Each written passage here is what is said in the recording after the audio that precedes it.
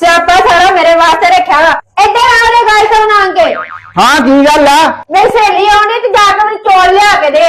ਅੱਛਾ ਲਿਆ ਦੇਣਾ ਵਾ, ਆਰਾਮ ਨਾਲ ਬੋਲ। ਤੇ ਸਾਰੇ ਕੰਮ ਮੈਨੂੰ ਕਰਨਾ ਪੈਣਾ ਨੇ। ਮੈਂ ਇੱਦਾਂ ਹੀ ਖਾਣਾ ਵਾ। ਆਪ ਅੰਦਰ ਆਰਾਮ ਨਾਲ ਲੰਮਾ ਪਿਆ ਰਹਿਣਾ ਖੁੱਲਾ ਡੁੱਲਾ। ਆ ਲਓ ਜੀ ਚੌਲ ਆ ਗਏ ਆ। ਲਿਆਓ ਜੀ ਸ਼ੁਕਰ। ਗੱਲ ਸੁਣ ਰਹੀ ਆ। ਹੁਣ ਕੀ ਹੋਇਆ? ਚਾਵਲ ਤੇ ਲਿਆ ਤੇ ਠੀਕ ਆ, ਮਕਰੋਨੀ ਹੁਣ ਜਾ ਕੇ ਲੈ ਕੇ ਆ। ਅੱਛਾ ਲਿਆ ਗਿਆ ਨਾ। ਆ ਲਓ ਜੀ ਮਕਰੋਨੀ ਵੀ ਆ ਗਈ ਆ। ਸ਼ੁਕਰ ਆ ਲਿਆਤੀ। ਓ ਗੋਸ਼ਤ ਕਿਨੇ ਲਿਆਉਣਾ ਵਾ?